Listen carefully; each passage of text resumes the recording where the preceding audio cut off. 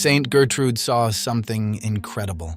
On the day when the church remembered the dead, she saw souls rising from purgatory like sparks of light. And Jesus spoke to her. He revealed to her the power of a single prayer spoken with love. Those words were not meant for her alone. They were meant for all of us. Because on that day, November 2nd, heaven opens its gates, and the mercy of God flows toward the souls still waiting for the light. Saint Gertrude the Great never called it the Day of the Dead. For her, it was the day when the love of God descended to visit his wounded creatures.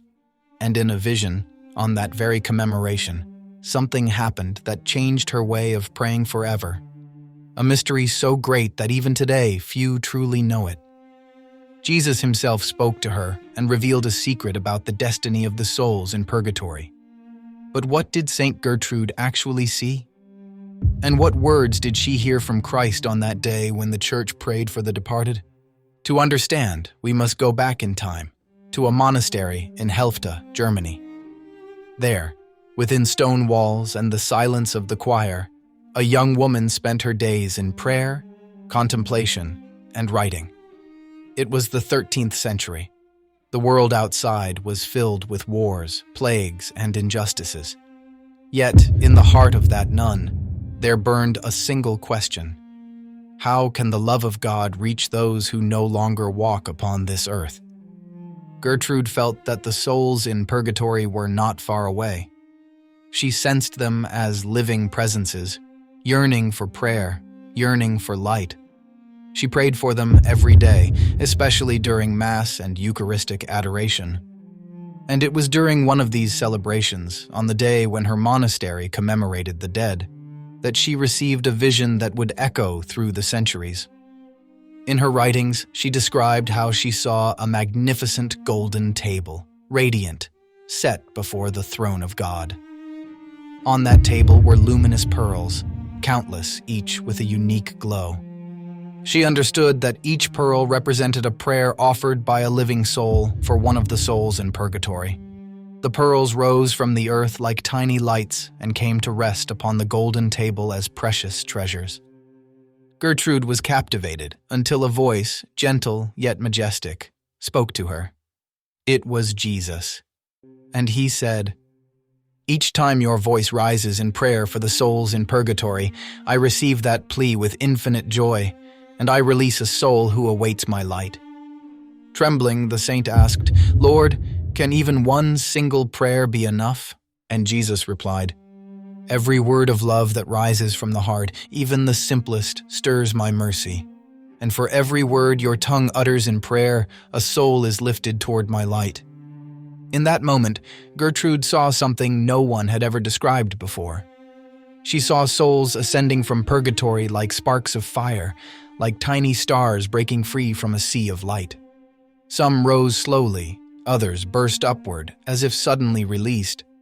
And she understood that each spark was a redeemed life, a soul finally able to behold the face of God. Gertrude wept, not from sorrow, but from wonder. Because she realized that prayer is not only a voice speaking to heaven, it is a hand reaching out to free those still on the way. That vision changed her life. From that day on, every time she attended Mass, she offered the body and blood of Christ for the souls suffering in purgatory. Then Jesus revealed to her something even greater. "I desire that every time my passion is remembered, you offer my precious blood to the Father, in union with all the Masses celebrated throughout the world, for love of those who have not yet seen my glory."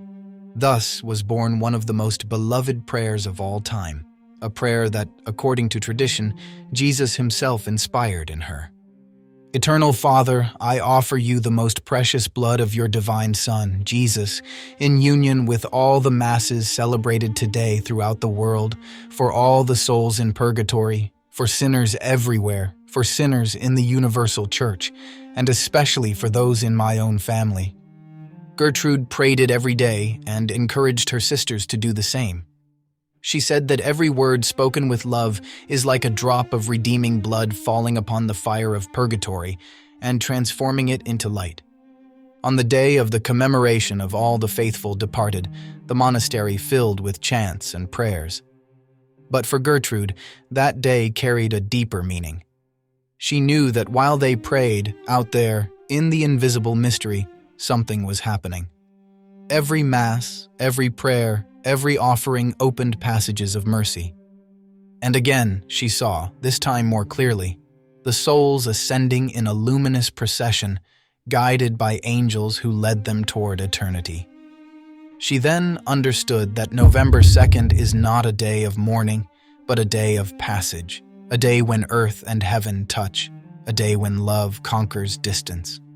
In her later visions, Jesus confided to her, "When the Church prays together for the departed, the gates of my mercy swing wide open. That is when justice and love meet, and the purified soul finds peace." And then he added words that seem written for us today. "Many forget that my mercy is stronger than time. Even the forgotten souls, those for whom no one prays anymore, are not forgotten by me. I visit them through the hearts of those who love." These words of Jesus to Saint Gertrude are like a bridge across the centuries. They remind us that our love can cross beyond death. Every prayer, every Mass, every candle lit is a response to the pain of those still waiting for the light. And perhaps today, as you listen to these words, someone, a relative, a friend, a soul you once loved, is waiting precisely for your prayer. Perhaps heaven itself is waiting for you to say just one sentence, "Jesus, grant them your light." Gertrude saw that the souls who were freed did not vanish into nothingness. Before fully ascending, they turned back toward her, as if to thank her. Their faces were filled with gratitude, and their light was the answer to her love. In another vision, she recounted how one of these souls returned to her and said, "Your prayers were like wings. You helped me rise to where I could never have reached on my own." That is why her devotion to the souls in purgatory spread throughout Europe. Because her experience was not merely a vision, it was a testimony of eternal charity. On November 2nd, we remember our departed loved ones, but for Saint Gertrude, to remember meant to set free. It was an act of love that breaks the chains of time, a way of telling heaven, we have not forgotten them. And even though the Church invites prudence regarding private revelations, the spiritual truth remains. Love that prays is never lost. Each time we pray for the souls, a part of us enters into the mystery of redemption. We take part in the sacrifice of Christ that embraces all, living and dead alike. That is why November 2nd is a unique day. It does not belong only to the dead, but to all who love. It is the day when the communion of saints becomes visible reality. So now, as you listen, take a moment. Think of those you have lost, or even those you no longer remember. Offer them a thought, a word, a prayer. Because, as Jesus told Gertrude, no prayer spoken with love is ever without effect. Everything you offer for others, I transform into light. And if today you feel distant, if you fear that your words mean nothing, remember that golden table Saint Gertrude saw in heaven. Every pearl upon that table was born from a heart that had prayed, and not one of them was lost. Today, you too can add your pearl. Just say one simple sentence. Eternal Father, I offer you the blood of your Son Jesus for the souls in purgatory. And as you say it, imagine a light rising from you toward heaven. A spark reaching a waiting soul, a flame turning into peace. Because love, when it prays, never remains on earth. It rises, like a spark, into the very heart of God. Write in the comments, Jesus, grant your light to the souls in purgatory. Every word written will be like a pearl upon the golden table that Saint Gertrude saw on the Day of the Dead. Share this video, because today, heaven truly listens.